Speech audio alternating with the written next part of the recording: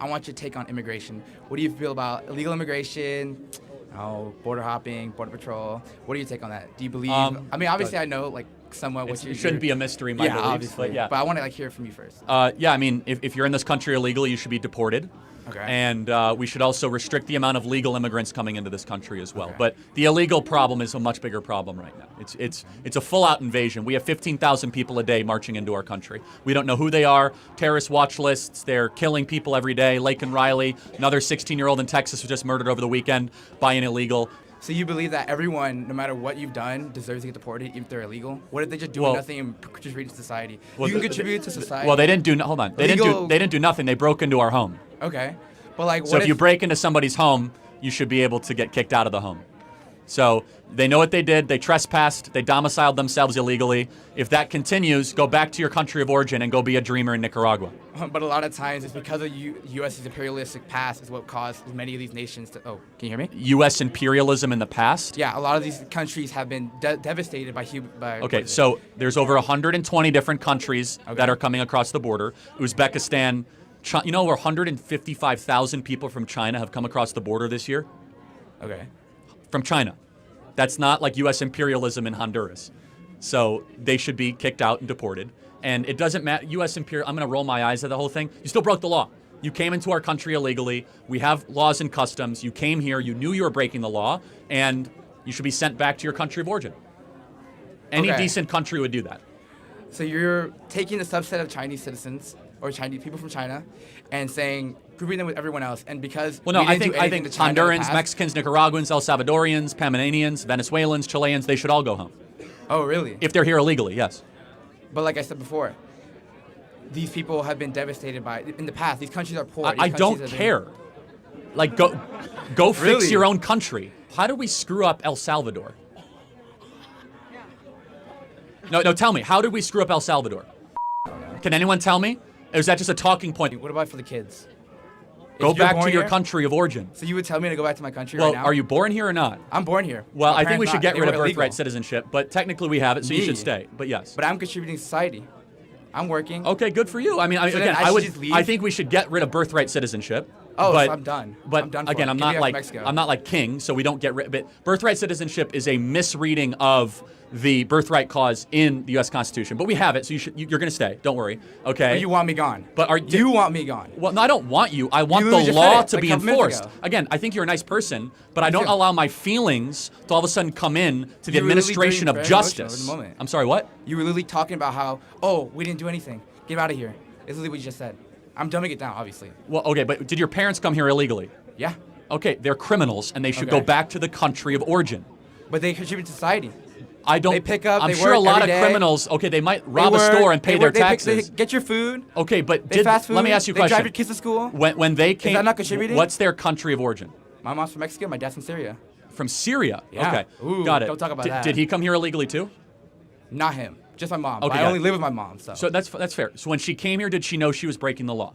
She was like, I think, 17. So yeah. Did she know? She probably know. Okay. Therefore, you should go back to your country of origin. If you knew that you were invading somebody's home, I don't have sympathy for you.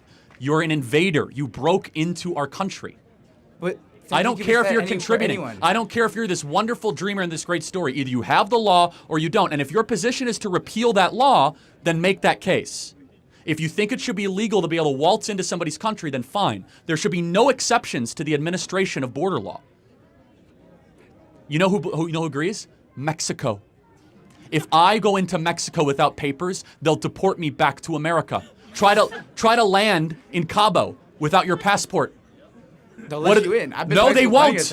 No, they won't. Really? I just walked through. No, I landed in Cabo 6 months ago with somebody without a passport. They didn't let him into the country. There are stricter borders to go into Mexico. That is a lie. I don't know what border you've been through, but to go into Mexico is literally you just walk in. You drive in. You drive to Cabo. It's really fast. You know where Cabo is? On the southern tip of the Yucatan Peninsula. How do you drive? You're talking about all of Mexico. You can't make the argument and talk about the southern border when you're talking about a part of Mexico. If you say that argument, if I illegally domiciled myself in Mexico City and I announced I was illegal, what would the Mexican government do? Who's announcing they're illegal? You just announced your mom is here illegally. Yeah, because you asked. No, you declared yourself. I'm a dreamer. I was born here. So I implied your mom was here illegally, right? Yeah. And you might not like to hear it, but your mom's a criminal. And every day she stayed here is no different than squatting. You're squatting in America. You don't get squatters' rights in this country. Just because you have a nice story and we feel sorry for you. Again, your mom contributes a lot, right? Then she can contribute back in Mexico. She can go build a beautiful business and get a job, or Why go can't to. she do that here? She already is, but the point is that she wasn't welcome here. She wasn't invited. She cut in line. She took the place of other legal immigrants from across the world that have to wait decades to come into here. She wanted it more, so she cut in line under this mass sympathy campaign, and we're supposed to feel sorry for her? Go back to Monterey. Okay. So, do you think we should get rid of the law that says you can't come into a country illegally? Should we just get rid of that law? My honest opinion? Yeah. I would say no. No, we shouldn't get rid of it. No. Okay, I agree. So then when should we enforce it? What? When should we enforce it?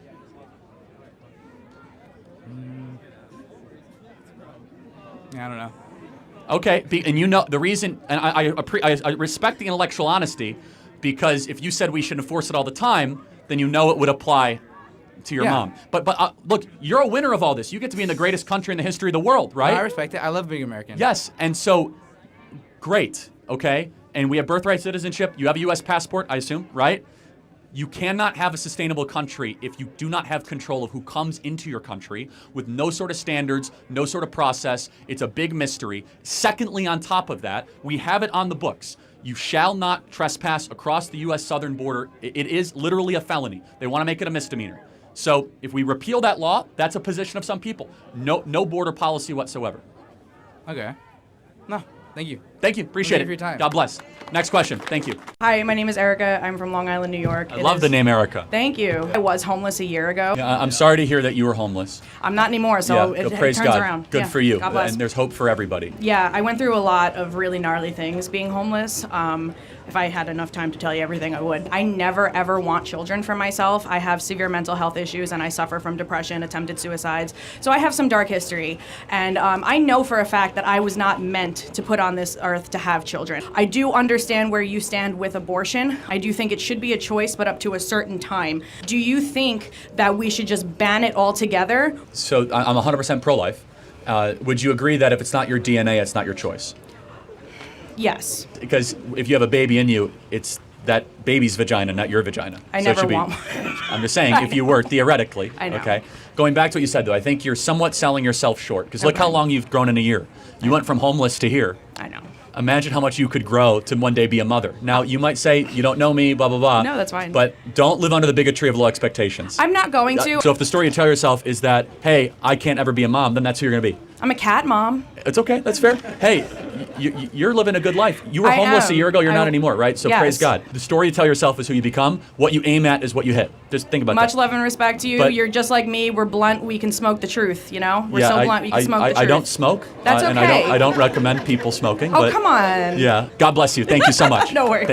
I work as an after-school teacher for 4th to 5th graders.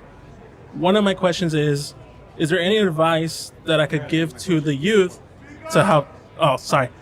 Do you have any advice to give to the youth because of our corrupted society that we have now, of this social norm of the West especially? How can I help them and give them the whys, especially as a religious man? I love that. Is that basic economics? Yes. Can I see that? That is a great book. You are a great teacher. Everyone should read this. By Thomas Sowell, by the way. Good for you, man. That's awesome. You want me to sign it? Yeah. All right. Yeah, all right. That's very kind. That's right. So, great question. So you hit the most important element of education. So it should be about developing wisdom, not just knowledge. So wisdom is the understanding of things that do not change. It's the most important thing you could teach a young person. We're filled with knowledge-based institutions, and we are lacking wisdom-based institutions. Wisdom is understanding the deeper permanent topics that will be true 200 years from now and they were true 200 years prior. For example, are human beings naturally good or not so good? What is good? What is evil, right? What is mercy? What is compassion? What is justice? What is truth? This is much more important for people to grapple with than, well, I could tell you who the 5 members of the California legislature are. That's fine, that's knowledge, but we are lacking in wisdom in the West. It is a crisis of wisdom. And here's the cool thing about wisdom.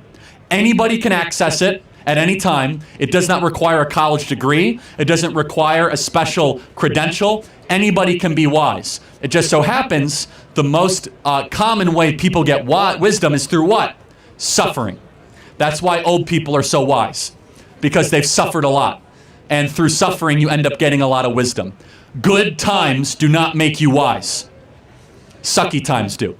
To have anywhere between 10 to 15,000 people coming across the border is an invasion. I don't care what your politics are. You could be here, you could be on the super far left. It doesn't matter. It's unsustainable. And this is not a racial thing, but the bad guys actually look at it as a racial thing. Now, in a very perverse way, they might end up being wrong, but it's still wrong what they're doing, because they think, and it's not my belief system of this, but just look at what the Castro brothers have said repeatedly. They said that as Texas becomes more Hispanic and less white, they thought that Texas would become more left-wing. Well, it's not that simple, actually, because it turns out the Hispanic community is not a monolith, and that there's a lot of Hispanic conservatives out there that don't believe that men can give birth, and they want a secure border, and they want police, and they want a rule of law. So it's not that simple. But what it does do, outside of the politics, is it does destabilize a country. And that's the bigger point, is that you cannot have an unregulated flow of millions of people. We're not doing background checks. We're not doing DNA testing. We have no idea where they're from. And act or even believe that somehow a stable country can continue. And for those of you that either came to this country legally or your parents did, what is happening on the southern border is an insult to all of you that waited in line. It is an insult for all of you that had to go through the proper protocol and process. That basically what it is why'd you follow the law? And what they're saying basically is you don't have to follow the law anymore. And I've been patient, and I actually have seen more and more fight out of your governor recently. I wish it would have happened earlier. And I want to see that next step taken, and I think his administration is getting closer and closer to that, which is it is now time for Texas to start to deport the foreigners that have come here to this state and return them to their country of origin. It is time to now do that. And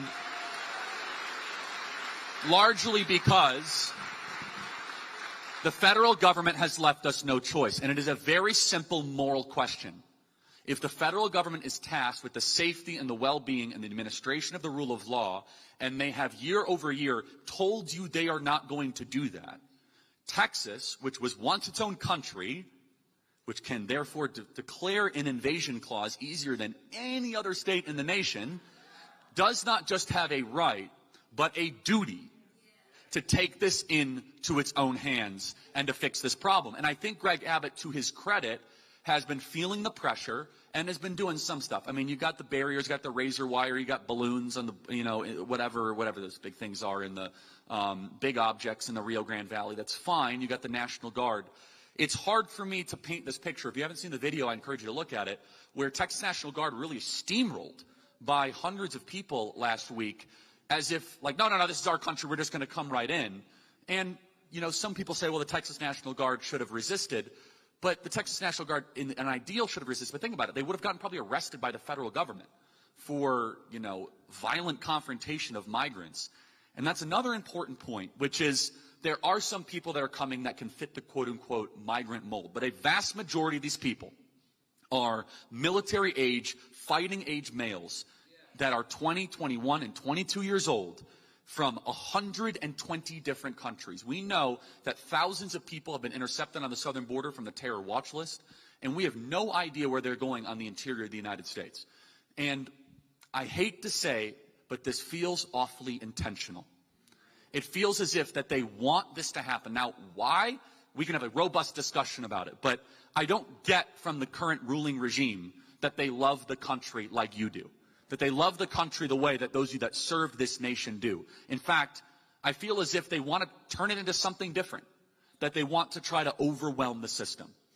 Before some of you yell up and say, you're a conspiracy theorist, well, you guys should study an academic paper that is called the Cloward-Piven Strategy. It was written in the 1970s by two academics, Cloward and Piven. They were communists, self-described Marxists and communists. And they said, hey, the way that we, communists, are going to take over America is 3 steps, 3 very basic things.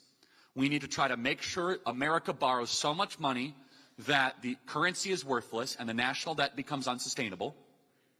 We need to try to build an administrative state or a deep state bureaucracy that swallows the private sector and have D.C. be the most important part of the country and uncontrolled mass migration into America to destabilize the fabric.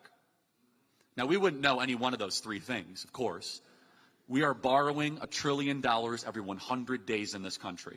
For those of you that want to own a home, for those of you that want to have a future, it is literally getting stolen from you by these unelected bureaucrats in Washington, D.C. Again, this is not a political statement. In 2020, when there was a different president, the average income to be able to afford a home in this country was $59,000 a year, according to Zillow.com. It is now $106,000 a year to be able to comfortably own a home in this country. Now, it might be less here in Lubbock, Texas. I don't know. I mean, but I bet property has gone up everywhere. I bet it's gone up here too. And but it's probably a little bit easier here. But your incomes are probably not as high as they are in Dallas. So it all kind of evens out. And by the way, that's what they want. They don't want you to own homes. They want you to be permanent renters for the rest of your life because you're easier to control. I wanted to clarify what I screamed earlier. I screamed the word yes. I was just really excited. But my parents immigrated here with basically no money from Vietnam. Okay, because you said your parents were super rich from Vietnam. You screwed up my moment, man. I know, I'm so sorry. I was just really excited. So just to be clear, they came with almost no money from Vietnam. Yeah, and now we honestly, God bless your parents. They're great patriots. I'm glad you're here. So we own our own private business, and I'm a living example of why white privilege does not exist. So let me get to my point. I'm a 17-year-old high school student. Wow. I drove an hour over here just to see you. I'm a member of the Turning Point USA chapter at my high school, and we actually hope to get Isabel Brown there soon. So my question is whenever I try to open up controversial topics at my school, no one ever really wants to talk about it because they just don't want to. And my question is it because politics just aren't for everyone or not? And should there be a age to when people should be able to talk about and have these conversations about politics? All ages should talk about it. Only we shouldn't lower the voting age, though. Yeah. That's a very bad idea. But we should not lower the voting age. But I just want to applaud you, man, for your leadership at Turning Point. And I'd say, look, just look around, though. Look how promising this. People are standing here for hours just to hear about political, philosophical debates. That's a good thing, regardless of where you approach these issues. In high school, honestly, enjoy the fact that not everyone wants to talk about politics all the time, because it's actually kind of refreshing to hear that there's still a remnant of that. But yes and no, I would say. And I just wanted to ask, this is a bit of an extreme example, but what age should the conversation be opened up, though, through politics? Like, should 8th graders be talking or debating about abortion? Yeah, I think that probably 12 years old, let me think, 12 would be 5th or 6th grade. I think 5th or 6th grade is where politics should start to be discussed. Yeah. Okay, and then not too deeply, like a surface level. Yeah. Yeah, and then my final question is for people who are still learning and growing their minds, like me, I'm 17. What would your advice to be for people who just want to debate more? And so debate less and read more. So you got to read at least 100 books a year. Okay? 100 books a year. If you aren't reading 100 books a year, you're not serious about your intellectual journey. You might say that's too many. You can listen to them too, right? Spend less money on booze, alcohol, drugs, and nightclubs, and more money on audiobooks. Okay. Your life will be better. Okay. Trust me. I try to be a living example of that. I try to read 100 to 120 books a year. I'm always listening to stuff, always reading stuff. I don't remember it all, but I remember a fair amount of it, and it just creates you into a happier, deeper, wiser person. And the more you dedicate yourself to reading, debating will become easier. Okay. I just was curious about your stance on college is a scam. Yeah. And I just was curious, why you say that. Let me prove it to you. How many of you have to take classes that are a waste of time that you wish you shouldn't have to take? Well, there you go. I rest my case. Yeah, no. How many of you guys know at least 3 people that dropped out that went to this college previously and earlier? Okay. The national graduation rate is 41%. Most people that go to college do not graduate. You guys actually go to a school that has a lot of applicability in the job market outside of some of the majors that are offered, but aeronautical engineering, computer engineering, which, go work for Elon. So this school is actually a little bit more of the exception than it is the rule, because I think humanities are largely one of the great wastes of time and kind of societal poisons and cancers that are happening in our society. I'm happy to continue. So what do you recommend like an 18-year-old dude or a girl to do after high school? Turn up the volume.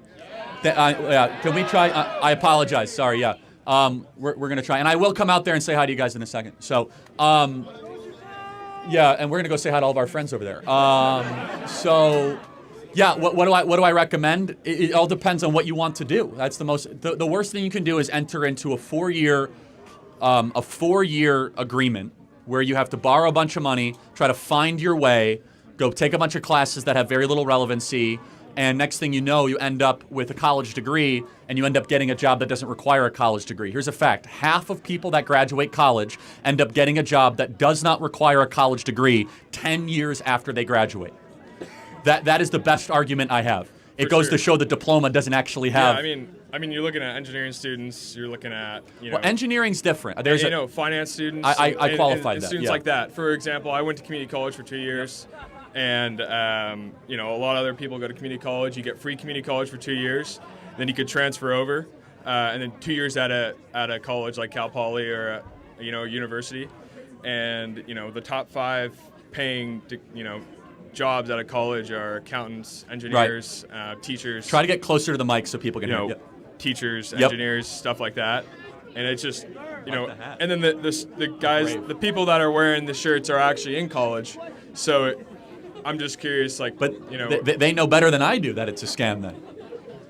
I mean, it's just someone like me, I think it just comes down to hard work ethic, No, I don't understand, not everyone's built for the trades. Not everyone's built to go into construction or, work as a painter or whatever they're doing after college. Or a mechanic. Yeah, exactly, and I just, a large majority of people going into college out of high school, I think it's a good choice for kids because they have 4 years to develop as a human being versus just jumping into the workforce and making what 30, 40 grand, and you can't live off that right now. I mean, are those folks over there developing as human beings?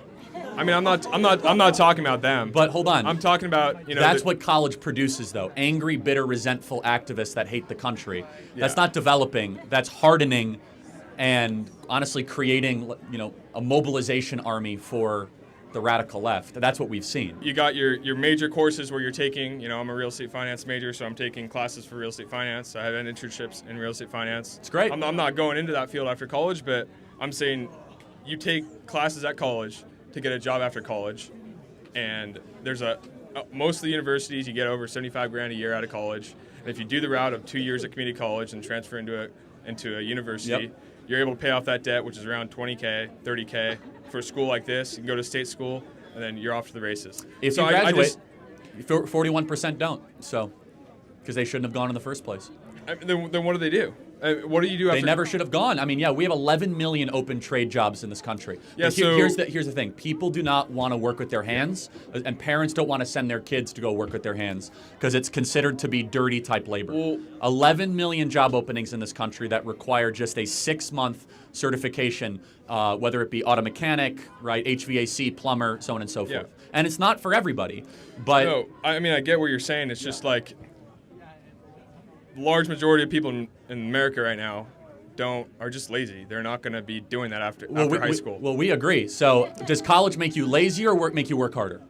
It makes you work harder. I mean, I worked throughout college. I've worked. You are the exception then. I mean, because employers are disagreeing. They say we've never seen such lazy, entitled, narcissistic college graduates. In fact, most employers say if you have a college degree, you're put in a different category. They prefer people out of high school, unless you want to go work for Bank of America in a soulless laptop job for the rest of your life and, go learn about how men can become pregnant at some HR, department survey. Or you use your analytical skills that you use in school to get a job that pays 6 figures. You can develop analytical skills outside of college. I think you're just. I'm living proof of that. I think you're just. Yeah, I mean, I almost dropped out too, and I'm not saying it wasn't the right choice for you, but more times than not, kids are deceived and lied, and they have tons of animosity because this school is unique. If you go to UCLA or if you go to UC Berkeley, you're not left with $30,000 in debt. No, you're left with $130,000 in debt, right? No, if you do the 2-year community college. Again, I preface this school's a little different, but appreciate the thought. Thanks, man. All right, what's going on, man? First of all, just 2 points. Coming from someone in a situation like you, that you never went to college, but you became very successful. Coming from someone in a situation like you, that you've never gone to college, but you're successful doing Turning Point USA. What do you recommend to someone who's in a situation where I don't know what I want to do in my life, but unfortunately I'm at school, spending a bunch of money because I'm stupid? No, that's okay. So I want to be clear. That person is me. Can I interrupt? You guys can make college into a success. When we say college is a scam, that's us saying that they're charging you too much money and the value proposition is inverted. But don't use that as a victim and say, oh, I can't get any value out of it. Find the value, hold on to the value. But please continue. What about, well, how do you become successful without college? Okay, yeah. So first of all, I don't want to put you on the spot, but I'm sure you're good at something. No, what is fine. your skill? If you had to say the thing I'm the best at. I do love talking. Okay. I love dialogue. Great. I do love, I wouldn't say arguing, but I do like exchanging differences. Great. So now you're in the you're already in the 1% of the country. 99% of people hate talking. Fair, in fact, fair, the greatest fear in America is public speaking more than death. True. So now all of a Fair sudden enough. you're in like a whole different category, right? Yeah. Believe it or not, every single job on every single company on the planet needs somebody that's good at communicating. Everyone, Yeah. right? Right. So whatever it is that you do, try to gravitate towards the thing that you like and that you're good at, which is to explain. Right. Right? Whatever that is in a company, because there's a lot of people that might be really good, like, I don't want to give the presentation, you know, Right. and that, so you just kind of answer your own question. Here's the biggest thing. Be a lifelong learner. Don't stop learning just because you might not be in college. Are you freshman, sophomore? I'm actually a senior. Okay, get your degree. That's finish it. It's like, you know, you've already invested this much, get your degree in whatever it is. It'd be stupid not to. If you were a freshman, we might have a different discussion, okay? Right. So finish that out. And then if it's useful to you, great. If it's not, then so be it. And then try to find things that is the intersection of your skill and your passion. That's where you're going to succeed the best in life. Okay.